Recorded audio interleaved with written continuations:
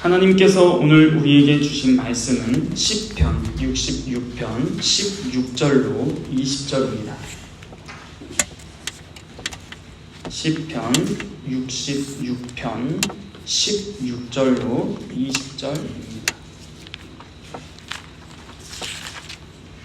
다 찾으셨으면 제가 하나님의 말씀을 봉독하도록 하겠습니다. 하나님을 두려워하는 너희들아, 다 와서 들으라. 하나님이 나의 영혼을 위하여 행하신 일을 내가 선포하리로다. 내가 나의 입으로 그에게 부르짖으며 나의 혀로 높이 찬송하였도다. 내가 나의 마음에 죄악을 품었더라면 주께서 듣지 아니하시리라. 그러나 하나님이 실로 들으셨으며 내 기도 소리에 귀를 기울이셨도다. 하나님을 찬송하리로다. 그가 내 기도를 물리치지 아니하시고 그의 인자하심을 내게서 거두지도 아니하셨도다. 아멘. 여러분들, 우리가 저번 주로 믿음에 대해서 마무리했습니다. 오늘부터 저번 주에 말씀드린 대로 기도에 대해서 말씀을 듣도록 하겠습니다. 여러분들이 생각하는 기도는 무엇입니까? 여러분들이 나름 기도를 한다고는 하실 것이고 기도도 다 해보셨을 것입니다. 그냥 수사학적 질문이니까 대답은 안 하셔도 됩니다. 여러분, 기도가 뭡니까? 여러분들이 그 기도를 응답받았다 할 때 그 응답받았다는 건 도대체 뭡니까? 만약 여러분들이 방금 제가 드린 그 질문에 답변을 한다고 쳤을 때 나름 답을 하실 수 있으십니다. 그런데 만약 그 질문에 한 가지를 더 보태서 그에 대한, 당신의 의견에 대한 성경적 근거를 제시하시오라는 질문까지 붙으면 어떤 근거를 제공하시겠습니까? 오늘부터 배울 말씀은 기도에 대해서입니다. 여러분, 우리는 신앙생활하면서 신자로서 마땅히 늘 가지고 있어야 할 태도들이 있습니다. 그것이 바로 하나님 앞에서 기도하는 생활입니다. 그런데 신자가 하나님의 은혜를 받고 은혜를 받은 바를 증거하면서 살아야 하는데 단순히 기도만이 아니라 필요한 여러 가지 것들이 있습니다. 방금 말씀드린 것처럼 기도하는 생활 뿐만 아니라 하나님을 찬양하는 것, 예배하는 것, 말씀을 공부하는 것, 나를 주께서 쓰시라고 주님께 구별해서 드리는 헌금이라는 것, 신자끼리 믿음을 돕고자 서로 믿음을 돋구어주는 간증도 하는 것, 믿지 않는 친구들에게 전도를 하는 것, 바른 것과 그른 것을 구별하는 것, 하나님 나라를 내 삶에 구현하는 것, 교회가 서로 함께 협력하는 것 등 모든 것들은 신자가 가지고 있어야 할 생활 태도, 필수 의무들입니다. 오늘부터 이제 기도에 대해서 배운다고 했는데요. 참 놀랍게도 구약 성경을 보면 어느 선지자들도 기도에 대해서 가르쳐주지 않습니다. 그런데 우리 주님께서는 우리에게 기도를 가르쳐 주셨습니다. 그러므로 이것을 통해서 우리가 알 수 있는 바는, 여러분들이 기도에 대해서 어떻게 생각했는지 모르겠지만 기도란 옆 사람을 모방하는 것이 아닙니다. 제가 어렸을 때 교회에서 배웠던 기도의 순서가 기억이 납니다. 저에게 처음 가르쳐준 선생님, 저도 모태신앙이 아니거든요. 제가 교회 처음 왔을 때 저를 가르쳐준 선생님이 기도는 이렇게 하는 거야 라고 하면서, 첫째, 하나님 아버지 감사합니다. 감사를 먼저 하는 거야. 둘째, 하나님 죄송합니다. 저의 죄를 회개합니다. 이렇게 죄를 고백해라. 셋째, 그리고 너의 피로를 아뢰라. 마지막으로 이렇게 하면서 예수님의 이름으로 기도합니다. 아멘. 이렇게 하면은 하나님께 기도를 하는 방식이 될 것이다. 맞습니다. 틀린 거 아닙니다. 그런데 다시 말씀드리면 그거에 대한 성경적 기준, 근거는요, 제가 누구를 무시하는 게 아니라 우린 항상 근거가 중요합니다. 왜냐? 이 성경만이 우리의 삶의 규범, 우리의 신앙의 규범이 되기 때문입니다. 그러므로 여러분들이 그동안 자의적으로 해석해왔던 것들을 내려놓으시길 바랍니다. 여기서 한 가지 더 말씀드릴 것이 있습니다. 여러분, 저번에 제가 했던 말 기억하시나요? 기도를 하건 찬송을 하건 예배를 하건 무엇을 하건 무엇을 했다가 중요한 것이 아니라 했으면 내가 한 대상이 나의 한 것을 받아줘야 의미가 있다는 것이었습니다. 그렇죠? 그러므로 여러분, 간단하게 생각해 봅시다. 불신자들도 기도할 수 있나요? 할 수 있습니다. 예배할 수 있나요? 할 수 있습니다. 오늘날 향동교회뿐만 아니라 전 세계에 분포되어 있는 교회에 들어있는 모든 신자들이 다 예수님을 믿는 사람들인가요? 그렇지 않습니다. 예수님을 나의 구주로 고백하지 않고도 여타 개인적인 사정으로 인해 교회에 나올 수 있습니다. 그러면 질문을 하나 드려보자면 그들이 기도를 하고 예배를 하고 찬양을 하는 것에 대해서 하나님께서 받으실까요? 안 받으십니다. 그러므로 여기서 한 가지 알 수 있는 것, 기도란 뿐만 아니라 모든 것들은 하나님께서 주신 은혜입니다. 그런데 이것이 동시에 은혜를 받는 수단이 되기도 합니다. 한마디로 요약하면 기도란 찬양도 되고 예배도 되고 다 되는데 기도란 은혜의 결과요. 은혜를 다시 받는 수단이 된다라는 것입니다. 여러분들이 구원을 받았기 때문에 기도를 할 수 있는 것이고 그 은혜를 받은 결과 기도를 함으로써 하나님께 은혜를 더 구할 수 있다라는 것입니다. 그러므로 이 말을 잘 기억하세요. 기도는 할 때 이 기도 자리에 다른 것들도 가능하겠죠? 찬송은 예배는 이런 식으로요. 기도는 은혜의 결과요, 은혜의 수단이다. 이렇게 표현할 수 있습니다. 그런데 우리가 서로 대화를 할 때 기도 응답 받았어 이런 말을 하는데요. 이 응답 받았다라는 것의 중요한 것은 하나님께 내가 기도를 올렸을 때 그에 대해서 대답해 주셨다라는 뜻인 것 같습니다. 그러므로 하나님께서 나에게 무엇을 주시고 안 주시고보다 중요한 것이 내가 기도했던 거에 대한 하나님의 응답이 중요합니다. 이게 가장 중요합니다. 그러므로 기도 응답 받았다라는 것에 대한 정의는요, 내가 기도하는 것에 대해서 하나님이 가부간에 대답을 해주셨다를 의미합니다. 안 주셔도 돼요. 대답해 주셨다가 중요한 것입니다. 그러므로 꼭 내가 기도한 대로 그대로 다 주셨어가 응답의 의미가 아니라 들어주셨어가 응답이고 대답해 주셨어가 응답입니다. 그러므로 여기서 도출되는 첫 번째 결론, 기도는 내가 필요한 수단을 얻는 하나의 방편이 아니라 삼위일체 하나님과 관계적인 교통을 하는 아주 중요한 수단이구나 라는 것을 알 수 있죠. 그러므로 우리가 잘못된 기도라는 것이 있을 수 있다는 것도 당연한 생각입니다.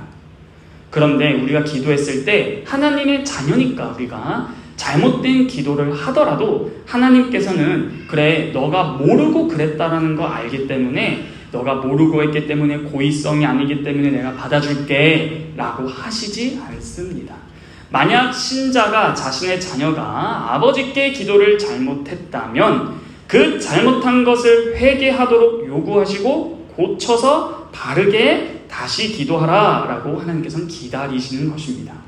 그러므로 결코 하나님께서는 그냥 내가 지금 좀 바쁘니까 너하고 일일이 상대할 시간이 없네, 너가 나에게 기도를 잘못했을지라도 그냥 내 자녀니까 퉁 치고 내가 들어줄게 라는 그렇게 소홀하게 일을 하시는 분이 아닙니다. 왜냐하면 하나님은 모든 것이 완전하시고 불완전하시지 않기 때문입니다. 그러므로 하나님께서 우리의 기도에 대해서 응답을 하시든지 아니하시든지 둘 중 하나인데, 여러분 기도 응답의 양태는 두 가지 조건이 서로 결합되어서 몇 가지로 나타납니다. 무슨 말이냐? 두 가지 조건이란 첫째, 응답하시는 내용. 첫째 잘 기억하세요. 응답하시는 내용. 응답하시는 내용. 두 번째, 응답해 주시는 시간. 그러므로 내용과 시간이 하나가 되어 여러 가지 기도 응답의 양태로 나타납니다. 이 기도 응답에 성경에 드러난 하나님이 기도하시는 방법이 5가지가 드러납니다. 첫째, 일단 쭉 설명을 하나씩 짧게 설명하고 말씀드릴게요. 첫째, 즉답, 즉시 응답. 둘째, 지답, 지체해서 응답. 셋째, 변답, 다른 걸로 바꿔서 주시는 것. 넷째, 무답, 아예 듣지 아니하시는 것. 다섯째, 특수한 응답 혹은 깨달음. 이런 식으로 성경에서 하나님께서 방금 두 가지 내용과 시간이 결합해서 여러 가지 양상으로 나타난다는 것입니다.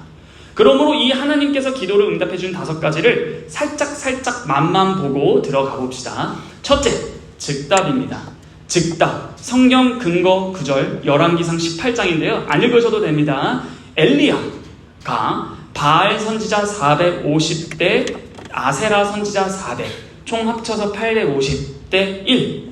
여러분 10대 1이 아니에요. 취가 아니에요. 850대 1.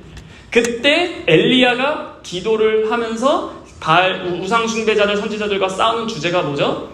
누가 진짜 하나님인지 겨뤄보자. 그거죠. 그래서 엘리야가 바알 선지자들과 아세라 선지자들과 합의하에 무엇을 준비하냐면 제단, 그 다음 여러 가지 것들을 준비를 해서 기도를 해서 하늘에 불이 떨어져서 이 그러니까 이 제물을 받으시는 신이 진짜 신이다 라는 것이죠. 그래서 여러분들도 다 잘 아시다시피 바알과 아세라 선지자가 막 신을 부르는데 도저히 응답이 없으니까 자기 몸을 자해도 하고 그래도 피 흘리면서 막 예배를 해요. 막 그 우상숭배 선지자들이. 그랬을 때 그 엘리야 선지자가 제대로 믿고죠. 그냥 자냐? 너네 신 자냐? 아닌가? 어디 좀 출타했나 보다 야. 아이고 바쁘네. 졸린가? 이렇게 말을 해요. 자 이제 뭐죠? 내 차례인가? 하면서 여호와의 이름을 부르고 이 자리에 하나님이 하나님 되심을 증거하소서 했을 때 하늘에서 어떻게 돼요? 메테오 빵. 그리고 주변 도랑에 팔아서 엄청나게 많이 담았던 물들도 다 핥아버린. 그래서 이가 진짜 여호와 하나님이다 라고 말하는 것이 나옵니다. 장절 찾으면서 찾진 않겠습니다. 이게 즉답, 기도한 즉시 응답입니다. 자 둘째 뭐였죠? 지답. 자 요한복음 11장입니다. 요한복음 11장에는 예수님께서 사랑하시는 가정이 있어요. 누구죠? 나사로 가정입니다. 나사로의 누이들이 누구죠? 마르다와 마리아죠. 근데 마르다가 마리아가 예수님께서 저 멀리 있을 때 전령을 보내서 무엇을 요청합니다. 뭐죠? 우리 오라버니 나사로가 많이 아픕니다. 주님께서 속히 오셔서 저희 오라버니 좀 살려주세요. 예수님의 대답은 가자. 가 아니라 안 가세요. 그러면서 시간을 지체하시다가 갑자기 예수님께서 제자들을 그럽니다. 나사로가 잔다. 이제 가자. 제자들이 뭐라요? 자면 알아서 깨어나겠죠. 잘못 이해했죠? 죽었다라는 겁니다. 그래서 죽으신 걸 아시고 가요. 그때 딱 갔는데 마르다가 뭐라 해요? 먼저 언니니까 마중 나오죠? 주님께서 이 자리에 계셨더라면 우리 오빠 안 죽었을 텐데.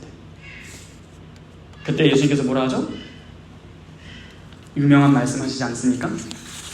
나는 부활이요 생명이요 나를 믿는 자는 죽어도 살겠고 무릇 살아서 나를 믿는 자는 영원히 죽지 아니하리라. 여러분 이게 바로 지답입니다. 마르다의 기도 제목은 무엇이었죠? 우리 오빠 살려주세요. 병들었습니다. 그런데 주님께서 그 기도에 대해서 지체하세요. 안 들어주십니다. 근데 안 들어주신 게 아니라 지체하신 거예요. 그 지체하신 이유가 뭘까요? 바로 그 마르다의 기도에 대한 그 지체로 말미암아 더욱 풍성한 응답을 주시기 위해서입니다. 쉽게 말해서 마르다가 기도를 했을 때 바로 가셔서 살리셨으면 우리에게 요한복음 11장 25, 26 나는 부활이요 생명이라는 말씀이 없습니다. 그러므로 결국엔 지체하신 이유가 뭐다? 우리에게 더 풍성한 걸 주시기 위해서. 셋째, 변답입니다. 변답에 대해서 말 그대로 내가 기도라는 것은 A를 했는데 B를 주시는 거예요. 너는 A를 구했다. 그런데 내가 너에게 주고자 하는 것은 B다. 이거에 대한 근거 구절은 야고보서에서 너희들이 얻지 못함은 구하지 아니하기 때문이요 구하여도 얻지 못하면 너희의 정욕으로 쓰려고 하기 때문이다 라는 말씀 기억하시죠? 근데 그때 제가 뭐라고 말씀드렸죠? 너희가 얻지 못하면 구하지 아니했기 때문에 내가 무엇을 얻지 못하면 기도를 안 해서구나가 아니라 뭐예요? 내가 너에게 주기 원하는 건 이거다. 근데 너가 구하는 것은 이거다.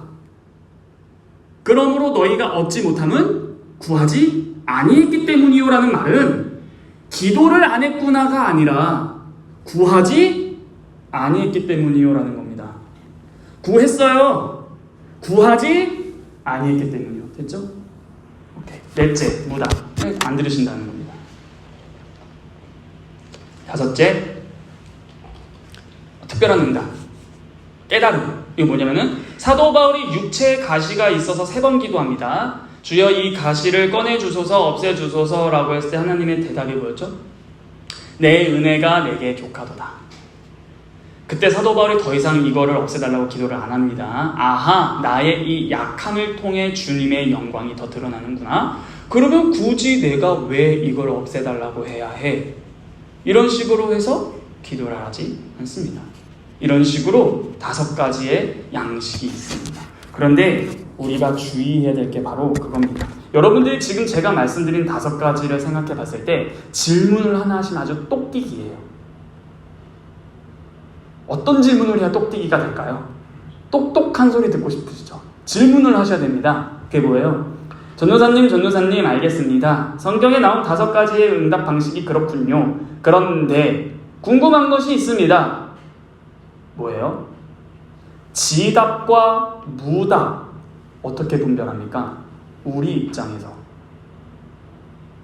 지금 이게 기도에 대한 무답인지 지체해서 주실 것인지 어떻게 알아요? 되게 좋은 질문입니다. 그러므로 우리가 배워야 될 건 무답에 대해서입니다. 여러분 기도하면 여러분들의 기도에 다 응답해 주시길 바랍니다. 하나님께서. 그런데 왜 그럴까? 무답이 오늘날 우리에게 왜 이렇게 많을까? 많은 성도들이 많이 기도를 하는데요. 사실 이 넷째 무답에 너무나 많이 속해 있습니다. 그런데 자신의 기도가 딱히 응답되지 않는 것에 대해서 별로 이상하게 생각하지를 않고 그냥 지나쳐 버리는 일이 너무나 많습니다. 마치 하나님께서는 원래 기도를 쉽게 잘 안 들어주신다고 생각하는 것도 있는 것 같아요. 또한 더 나아가 마치 로또는 당첨되는 일이 적다. 그처럼 기도도 응답받기 쉽지 않다. 이렇게 생각하는 것도 없지 않아 있는 것 같습니다. 그러므로 일단 실컷 하나님 앞에 기도를 쭉 늘어놓고 어떻게 해서든지 응답하시겠거니 생각하기도 하는 것 같습니다. 자신의 기도가 정당한지 알아보지 않고 일단 기도해보자. 걸리면 좋아하지 말고. 사람들이 여러 가지 기도를 하나님께 올릴 때 대부분 안 들어주신 일이 있을지라도 그걸 이상하게 여기지 않는 게 되게 이상한 것입니다. 왜 그럴까요? 첫째입니다. 왜 자기가 기도를 했는데 그 기도응답이 안 됐는데 그것을 이상하게 여기지 않냐? 첫째, 꼭 받아야 할 가장 귀하고 중요한 문제들이 아니라서. 꼭 응답받아야 할 중요한 문제들이 아니라서. 둘째, 그것을 이뤘는지 안 이루셨는지 알아볼 성의도 없는 것들이 기도에 많기 때문에. 안 그럴 것 같죠? 많은 사람들의 기도가 다 이렇습니다. 즉, 자신의 기도에 대해서 굉장히 무책임하고 무관심하고 무의미한 기도가 있다는 겁니다. 예를 들어 드리겠습니다. 예를 들어 제가 여러분들께 개인적으로 찾아가서 누구누구 형제님, 누구누구 자매님, 제 기도 제목이 있습니다. 저를 위해서 기도 좀 해주십시오 라고 하면 여러분들의 대답은 기도해드릴게요 라는 것이죠. 그리고 서로서로 헤어지고 나서 시간이 많이 흘렀다고 칩시다. 서로서로 바빠서요. 그러면은 다시 돌아와서 여러분들은 여러분들께 기도 요청한 사람에게 다시 찾아가서 그때 그 기도 어떻게 됐어? 라고 확인해 본 적 있는 사람.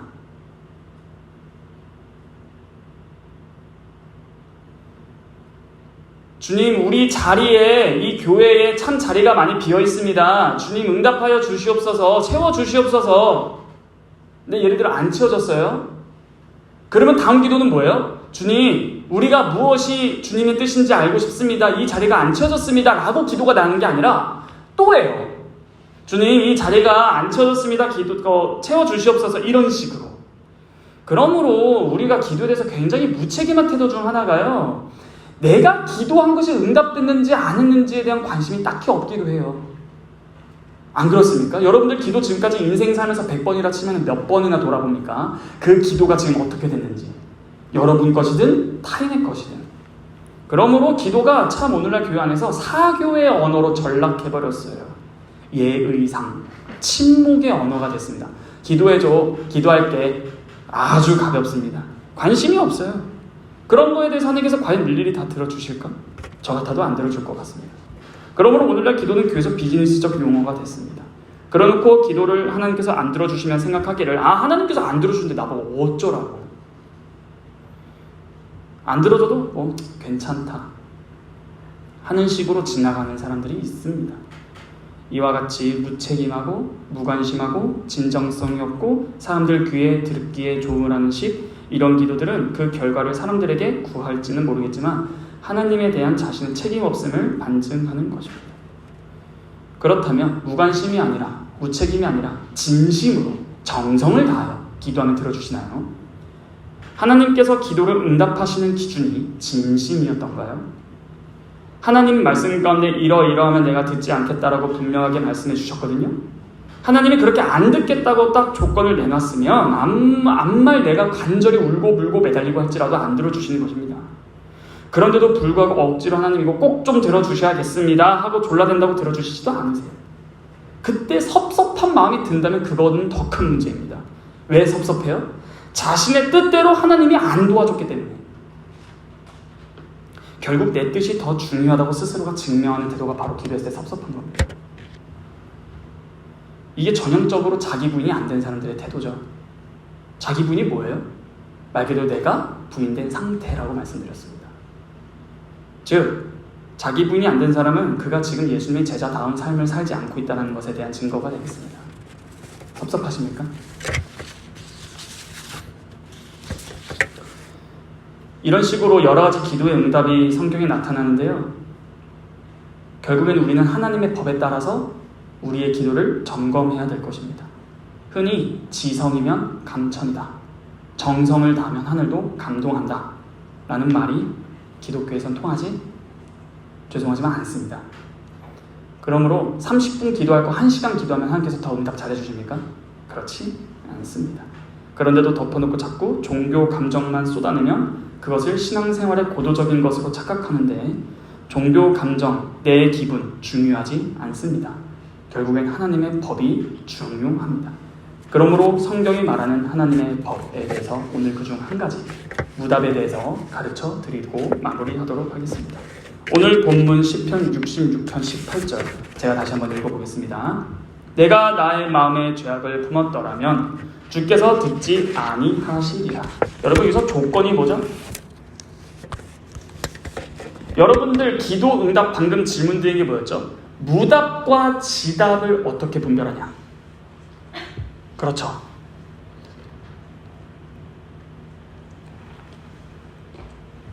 무답과 지답에 대해서 어떻게 분별합니까?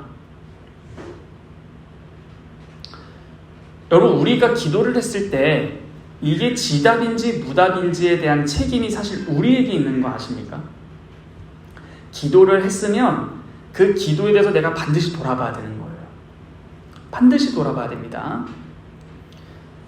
이 돌아본다라는 말은 내가 기도하는 자다운 정당한 심상에서 기도했는가? 내 기도의 내용은 무엇인가? 내가 이러한 기도의 내용을 기도한 동기와 그 마음의 출발점은 무엇인가? 이런 것들을 잘 돌아보라라는 것입니다. 그런데 오늘 본문은 참 어렵습니다. 이 본문을 툭 보면 어떻게 이해되냐면 죄인들의 기도를 안 들으시는구나 이런 식으로 생각할 수 있어요. 그런데 여러분 요한일서 1장 10절에 이런 말씀이 있습니다. 만일 자기가 죄가 없다 하면 하나님을 거짓말하는 분으로 만드는 것이다. 왜요? 하나님은 모든 인류를 죄인으로 선고했는데 만일 자기가 죄인이 아니라는 말을 하면 둘 중에 한 명이 거짓말쟁인 거잖아요. 그러므로 내가 죄인이 아닙니다 라고 하면 그것은 단순히 자신의 선언이 아니라 둘 중 한 명이 거짓말쟁이다라는 말이 됩니다. 그러므로 이 죄, 오늘 이 본문에 대해서 내 마음의 죄악을 품으면 이란 말을 그냥 툭 모든 죄인들의 기도를 듣지 않아 이렇게 생각하시면 안 된다라는 거예요. 왜냐하면 성경 전체의 전반적인 사상은 뭐냐면요, 사실 우리는 죄가 있고 죄가 있으면 있는 만큼 더 기도하라라는 거예요. 그래서 하나님 앞에 사죄함도 받고 사유하심도 받아서 하나님과 끊어졌던 그 거룩한 교통을 회복해라 그러므로 죄인들에게 기도를 더 장려하는 것이지, 죄를 졌기 때문에 그러므로 하나님께서 안 들어주시겠다는 것은 성경 전반적인 전체 사상과 맞지 않습니다. 그러므로 오늘 이 본문은 단순히 죄인의 기도를 안 들으신다라는 것이 아닙니다. 그렇다면 이제 본격적으로 이 말씀을 말씀드리겠습니다. 그럼 이 본문의 의미는 뭘까요? 여기서 내가 나의 마음에 라는 이 마음은 마인드가 아니라 하트입니다. 다시 번역해 볼까요? 내가 나의 심장으로 죄악을 품었더라면, 심장 혹은 심정 이런 식으로 내가 내 심장으로 죄악을 품었더라면, 자, 여기서 말하는 품었다라는 뜻은요, 히브리어 원래 의미는 보면입니다. 보면. 근데 이 보면 이렇게 해볼게요. 내가 나의 심정으로 죄를 봤다면, 이렇게 뜻이 됩니다. 주께서 듣지 아니하시리라. 자, 여러분, 여기서 조금 재미있는데요. 이걸 보면서 어떻게 설명할까 하고 있어요. 여러분, 본다라는 말이 뭐예요? 자, 예를 들어 볼게요. 제가 결혼도 안 하고 자녀도 없지만 제 약간 그런 거 꿈 하나 있어요. 그러니까 결혼해서 아들이든 딸이든 나면 손잡고 유치원 데려다 주는 거. 그래서 선생님한테 이렇게 인솔하는 거. 그거 너무 이렇게 하고 싶어요. 그랬을 때 제가 이렇게 선생님께 누구누구야 그 친구들이랑 놀고 선생님 말 잘 듣고 와 하면서 제가 선생님한테 뭐라 할까요? 선생님, 저희 아들 혹은 딸을 잘 좀 봐주세요. 네. 예, 아버님, 자녀 이상 없습니다. 아니요, 선생님, 저희 아들, 딸 좀 잘 좀 봐주세요. 이 무슨 뜻이에요? 보다. 돌보아달라. 자, 둘째. 누가 내 아들 때렸어? 손 좀 봐줘야겠네. 너야? 장수하겠네. 가? 아니죠? 그럼 손 좀 보다 때 이 뜻은 뭐예요? 혼내준다 이런 거죠? 이처럼 우리 말로도 보다라는 말은 하나가 아니에요. 그럼 다시 성경 돌아가 볼까요? 내가 내 심정으로 죄악을 보면, 이 보면은 뭘까요? 이게 이 본다는 의미는 허용하면 이런 뜻입니다. 혹은 잘 좀 봐주면, 아니면 동정한다, 아니면 좌우간 그것을 좋게 여긴다, 아니면 혹시 그런 일이 있더라도 어쩔 수 없지, 그냥 뭐 그런 사정이 있으니까 이게 보면 봐준다라는 뜻입니다. 다른 사람의 죄이건 나의 죄이건 여튼 죄라는 것이 있는데 그 죄의 사실에 대해서 이런 태도를 취하는 겁니다. 할 수 없지. 다 그렇게 하는 거지. 사람이란 다 그렇지. 다 그렇게 생겨 먹었고 세상이 다 그렇게 사는 거지. 이렇게 용인한다, 허용한다, 이런 뜻이 바로 내가 죄악을 보면이라는 말의 뜻입니다. 더 나아가 이 말에 나오는 죄라는 것도 단순히 성경 전반적인 쓰인 죄가 아니라 어떤 독특한 성격을 표현하는 죄를 말합니다. 하마르티아 이런 식으로 영어로 sin이 아니라 이 죄는 iniquity라는 말이 좀 더 가까워요. 좀 더 악하다. 그래서 이 죄는 이렇게 번역이 됩니다. 허영심, 공허함, 아무것도 없음, 심지어 우상숭배라는 의미도 들어있어요. 그러니까 이 말이 악하다, 문제를 만들어낸다, 헛되다, 허영, 우상, 이런 것들을 위해서 말하는 죄입니다. 그런데 이 오늘 본문에다가 이러한 특별한 죄의 의미를 쓴 것은 일반적인 죄보다 어떤 특수한 죄를 지적하기 위해서 이 말을 쓴 것입니다. 그러면 이 말을 일단 정립해놓고 말을 들어봅시다. 내가 내 심정으로 죄를, 우상을 허용하면 이렇게 됩니다. 주께서 듣지 아니하신다. 그러므로 여기서 소결론이 하나 나옵니다. 지답과 무답을 분별할 수 있는 것은 물론 기도 응답이 된 이유이지만 나에게 그 기도가 무답인지 지답인지를 하염없이 기다리게 하지 아니하고 지금 나의 심정을 돌아보게 하게 한다라는 거예요.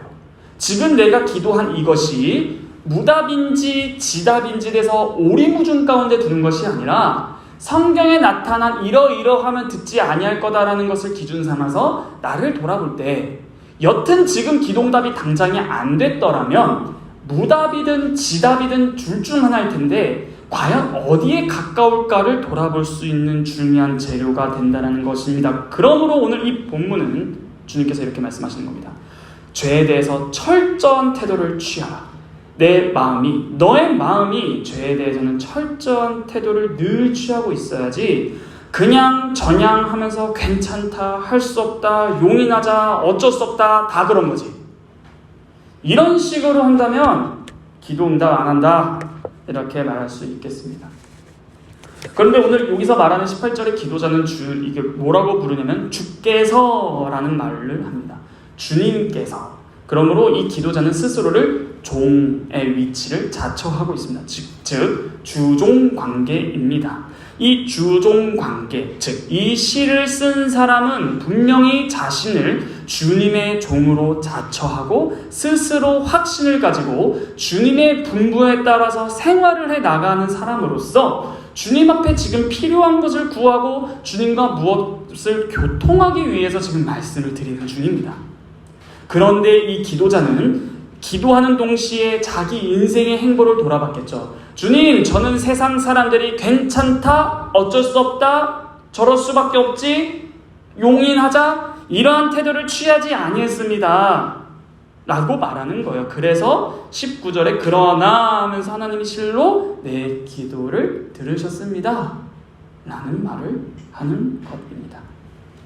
그러므로 특별히 여기서 말하는 그 죄를 허용하는 것, 가령 악을 행하거나 우상을 섬기거나 허용된 것을 따르는 것, 이런 것들을 그냥 좋다고 보아 넘겼다는 그 자기는 주님 앞에 기도를 할 수 없는 사람이 된다는 것을 말하는 것입니다.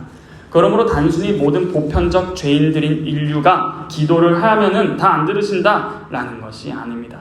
그렇다면 여기서 말하는 이 죄를 조금만 더 살펴보면서 적용을 해보고자 하는데요. 여기서 말하는 이 허영, 이 특별한 죄는, 이 허영이라는 것은 세상을 쫓아가는 것을 의미하는 거거든요. 곧 세상에 있는 헛된 영광을 가리키는 말입니다. 헛된 영광이라고 말하니까 다 나쁜 것만 생각하실 수 있는데 이 세상의 영광이라는 것은 세상 사람들이 영광스럽게 여기는 것, 훌륭하게 여기는 것, 출세하는 것, 무엇을 하든 장한 것, 이런 것들을 주위에서 볼 때 그 안에 헛된 것들이 많다라는 것입니다. 쉽게 말해서 오늘날 기독교인들도 예수 믿고 천당도 가고 이 세상에서 그런 헛된 것도 취해서 번영도 해야겠다라는 생각을 가끔 하는데요. 즉 이러한 태도는 그것이 허영인지 참된 그리스도의 영광을 위한 것인지를 분별하지 못하고 덮어놓고 사람들이 훌륭하다라고만 하면 그냥 그렇게 훌륭하게 나도 되고 싶어서 뒤를 따라가고 쫓아가는 것입니다. 흔히 사람들이 이 이상을 말하면 자기도 그런 이상을 세우고 따라가고 싶어 하는 것이지요. 그런데 우리는 예수 그리스도로 말미암아 구원을 받았다면 주님의 종은 주님이신 주인의 명령을 따라 사는 사람이 바로 주종 관계인데요. 이 말은 즉슨 여러분들이 참으로 주님의 종이라면 여러분들의 행보는 주인이신 예수 그리스도께 달려 있고 여러분들이 이미 여러분들을 향한 하나님의 뜻, 목표가 벌써 있다는 것입니다. 그러므로 자기 마음대로 정한 목표가 아니라 주님께서 정해주신 목표로 자기가 설정한 길을 걸어가는 것이 아니라 가라고 하시는 길을 걷는 것, 이것이 바로 세상 헛된 허영을 쫓지 않는 삶입니다. 다른 사람도 다 이렇게 사나요? 원래 세상은요, 절대 다수가 그렇게 걸어가면 그게 옳은 게 됩니다. 이젠 이런 말들이 지루한 말이 될 날이 얼마 남지 않은 것 같습니다. 여러분, 성은 몇 개예요? 2개죠? 이렇게 말하면 이상한 사람들입니다. 지금은 괜찮아요. 근데 이미 어디죠? 유럽인가 프랑스인가? 횡단보도에 건널 때 여러분 횡단보도 불 딱 켜지면은 뭐가 있어요? 딱 초록불 하면 뭐가 딱 그림이 있죠? 다들 횡단보도 안 건너서 보셨구나. 거기에 사람이 있어요.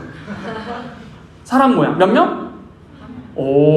한 명 있어요. 근데 이미 유럽 뭐야? 남자 둘이서 손잡고 있는 장면이 있습니다. 횡단보도에. 남자들끼리 뭐 그렇게 손잡을 수 있지. 동성이 뭐 어때요? 괜찮죠? 예.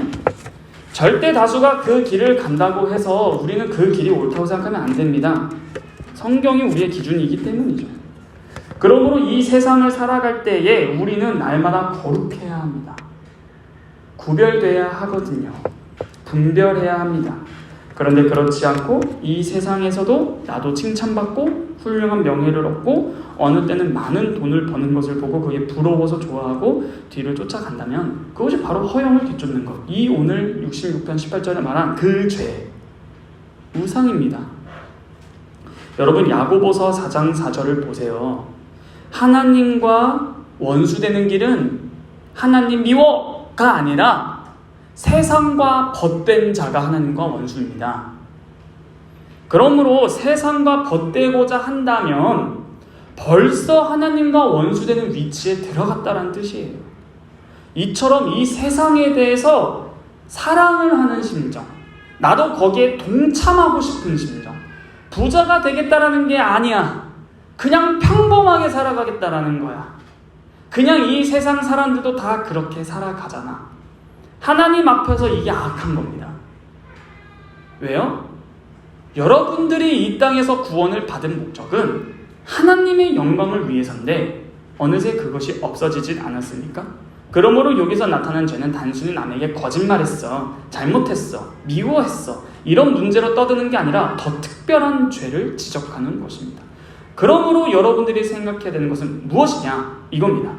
참으로 하나님의 일이 무엇이고 무엇이 세상의 일인가? 하나님의 일과 세상의 일을 잘 식별하고 분별해서 세상의 일이라고 하는 것들을 따라가지 않는 것, 그것이 바로 우리가 죄에서 벗어나는 구별됨입니다. 그런데 여러분들 이거에 대해서 아직 때가 아니라서 제가 말을 안 하는 건데요. 여러분들과 함께 생활을 하면서 지금 계속 여러분들이 성장하길 기다리는 것 중 하나가 뭐냐면 여러분들이 당연하게 생각하거나 오히려 정당하게 생각하는 것들 중에서 꽤나 성경에 그걸 거부하고 있다는 것이 많다는 사실을 아셨으면 좋겠습니다.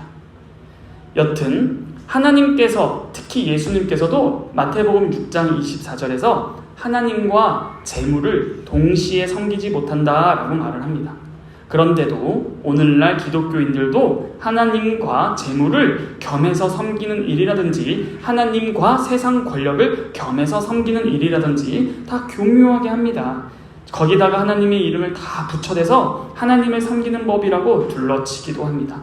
그렇게 정당한 해석도 없이 그릇되게 왜곡시켜가지고 세상의 것을 용인하고 변명하는 것은 바른 정신이 아닙니다. 바로 이렇게 그 정신을 뒤집어 놓고 한번 보면은 다 속에 허영을 쫓는 것이 있기 때문입니다.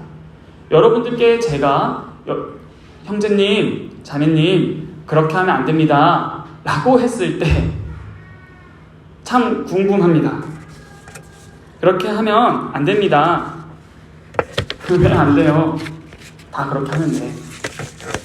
여러분 자신의 뜻을 따라 살면 안 됩니다. 잘 안 들리시죠, 제 말이?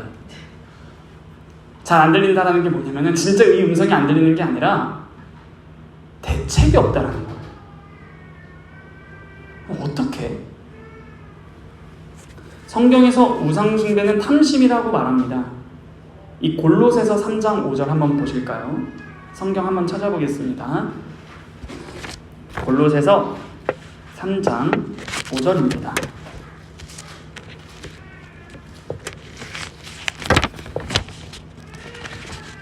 제가 읽겠습니다.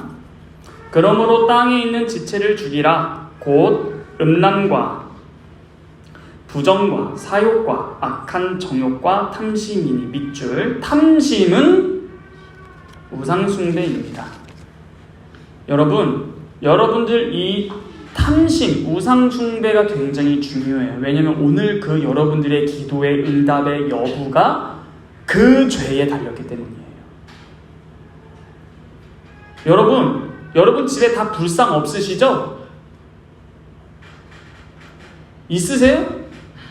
없으면 우상숭배 아니네요? 야호. 난 우상숭배자 아니다. 그러나 마음 가운데 탐심을 품고 있으면 다 우상숭배자입니다. 세상에 어떠한 것들을 굳이 형상화시켜서 만들어 놓고 절하지 않아도 마음 가운데 탐심, 즉 어떻게 해서든지 그것을 내 것으로 만들어야겠다 라고 생각하고 나중에는 그것을 계속 탐하다가 보니 내 눈이 흐려지고 마음이 완전히 그쪽으로 기울어집니다. 이 모든 나의 삶 속에서 하나님의 영광이 뭐지? 그리스도께서 기뻐하시는 일이 뭐지? 라는 생각할 마음의 여유도 없어진 지 오래고 그저 원하는 그것, 간절히 탐합니다. 그래서 자꾸 기도도 합니다. 간절한 욕망이 심하게 움직입니다. 신앙 초기에는 그렇게 간절함이라는 것이 훌륭한 기도인 것 같이 생각하기도 하는데 그러나 여러분들이 생각하는 그 기도의 정열, 요구, 원하는 것이 어디서 출발했느냐 할 때 어떤 인물, 물건, 명예 등 무엇이든지 그것을 탐하는 데에서부터 시작한다는 사실입니다. 여러분들이 무엇을 얻고 싶은지 마음에 하나 생각하고 그것을 왜 얻고 싶은지의 근원을 추적해 보십시오. 하나님 외의 것을 추구하는 것은 싹 다 우상숭배. 왜요? 탐심이니까요. 그러므로 자신을 돌아보지 않고 무엇을 기도해서 받았다. 이런 것이 굉장히 위험한 거예요. 자신을 돌아보지 않고 무엇을 기도해서 받았다. 기도한 내용이 여러분들의 기도한 내용이 아주 간곡하고 간절할지라도 대체 무엇 때문에 내가 이렇게 간절하게 이 기도를 하는지를 돌아보셔야 돼요. 내가 이렇게 기도하는 기도의 동기는 뭐고 어디서부터 이렇게 출발해서 나가는가를 반성하라는 거야. 즉, 이 간절함이라는 것이 탐심인가? 그렇지 않으면 정말로 그리스도의 영광을 간절하게 사모해서 내가 지금 이 기도를 하는 건가? 여러분 힌트 하나 드릴게요. 만일 기도의 내용이 그리스도의 영광을 참으로 간절하게 생각을 해서 했다면 하나님의 말씀의 법칙대로 어떻게 해서 내가 기도한 것이 그리스도께 영광이 되는가를 증명할 수 있어야 됩니다. 쉽게 말씀드릴게요. 여러분들이 지금 하는 그 직장과 일로 다 하나님께 영광 돌리려고 그 직업 선택하셨죠? 하나님 영광 돌리려고 그 직업 하셨잖아요. 그렇다면 그냥 그렇구나 끝내는 게 아니라 어떻게 해서 그게 하나님께 영광이 되는가를 증명하라는 것입니다. 그리고 이것을 내가 무엇을 원했을 때 기도하면 어떻게 해서 그게 예를 들어 기도 응답이 되면 그리스도의 영광으로 그 응답으로 말미암아 그리스도께서 그 영광 받으실 수 있도록 증가되는가도 봐야 됩니다. 그러니까 내가 정말로 이것을 기도한 것이 하나님께 영광을 위해서입니다 라고 했을 때 그걸 증명할 수 있어야 돼요. 왜 그렇게 하면 하나님께 영광이 되는 거야? 라는 질문을 하고 응답을 받았을 때 그게 정말 그리스도의 영광을 위한 것이라면 응답으로 끝나는 것이 아니라 그 다음 스텝이 하나님께 영광이 되는 것으로 발전했다는 것 또한 증명해야 된다는 거예요. 그리스도께서 또한 이거를 과연 기쁘게 받아주실까? 이런 일들에 대해서 내 스스로 마음 가운데 이렇게 하면 하나님께서 기뻐하실 것 같아 가 아니라 주님께서 말씀을 통해서 가르친 원리대로 잘 배워서 깨달아야 한다는 것입니다. 그러므로 여기서 중요한 척도가 있는데요. 그리스도의 영광. 내가 이렇게 기도하는 것은 하나님께서 기뻐 받으셨으면 좋겠어 라고 할 때에 아주 중요한 신정 하나 알려드릴게요. 뭐냐? 그렇게 기도할 때 자기가 큰 열정, 간절한 심정을 가지고 요구하는 게 아니라는 겁니다. 간절하지 말라는 게 아니에요. 간절하면 기뻐하신다가 아니라는 거예요. 그럼 뭐예요? 딱 하나입니다. 정말 여러분들이 그것을 하나님께서 기뻐 받으셨으면 좋겠다 할 때 드는 심정 중요한 척도가 뭐냐? 믿는 심정이 강해지는 거예요. 믿는 심정이 강해집니다. 이게 굉장히 중요한 심리인데요. 참으로 내가 그리스도의 영광을 위한 기도를 한다면 열정과 간절함이 아니라 그리스도께 문제를 더 맡기게 된다는 겁니다. 또 그분의 성품과 속성을 더 의지하게 돼요. 내가 어떻게 해서든지 그것을 얻어야겠다라는 갈구, 그에 대한 강렬한 집착, 집념이 나를 지배하지 않게 됩니다. 왜요? 그게 정말 그리스도께서 영광 받으셨으면 좋겠다라면 내가 어떠한 것에 대한 것은 중요하지 않게 됩니다. 못 얻으면 안 된다. 이런 강렬한 인간적인 집착이 하나님의 뜻이다라고 뒤틀려서 해석하지 말라는 겁니다. 왜냐하면 강렬한 욕망은 탐심이거든요. 그건 우상숭배이기 때문입니다. 그래서 사람은 무엇을 탐하든지 사람들에겐 아주 정당하고 합리적이고 존경할 만한 일이라도 그것이 욕망이라면 우상숭배입니다. 그러므로 이런 것들이 좋은 예시가 될 것 같아요. 제가 실제로 버스 타다가 고등학교 그 학교 벽에 붙었던 거, 보이스 비 앰비셔스, 청년이여 야망을 품으라. 이게 우상숭배예요. 다 그렇게 한대요? 그렇게 해서 우상숭배라는 거예요. 다 그렇게 한다고 하나님께서 기뻐하시는 게 아닙니다. 보이셔스 비 앰비셔스, 꿈을 꿔라, 야망을 품어라, 너가 하고 싶은 걸 빨리 찾아라. 뭐가 그렇게 나빠요? 그러나 실제로 잘 생각해보면 무엇을 간절히 원하는 것, 물건이든 어떤 사실이든 인물이든 권력이든 돈이든 추구하고 간절히 나아간다는 것이 바로 우상숭배입니다. 우리가 하나님을 간절히 추구하지 않는 건 왜 다 우상숭배라는 거예요? 그럼 이렇게 반응하면 안 돼요. 그럼 우리 할 거 아무것도 없네요. 그게 아니라는 거예요. 하나님의 뜻과 거룩한 계획을 내가 잘 알아서 깨달았을 때 그것은 간절하게 사모하고 나갈 수 있어요. 그것을 간절하게 바라는 거예요. 이루어지기를. 그런데 그리스도의 이름으로 무엇을 구했다고 해서 다 그게 하나님의 뜻이 아니라는 겁니다. 그러므로 우리는 누구를 섬기는 것인가를 잘 분별해야 됩니다. 이거 말씀드리고 마무리할게요. 여러분, 돈이 나쁩니까? 안 나쁩니다. 여러분, 돈을 번다라는 말은 뭐예요? 자신이 근실하게 노력해서 수익을 갖는다. 이게 돈을 버는 거예요. 그러면 이걸 돈을 버는 것은 곧 돈을 섬기는 거예요? 아니에요. 돈을 근실하게 버는 것은 우상숭배가 아니에요. 근데 문제가 뭐냐? 그렇게 돈을 번다는 나머지 돈을 섬기는 정신으로 빠져들어가는 사람들이 허다해진다는 거예요.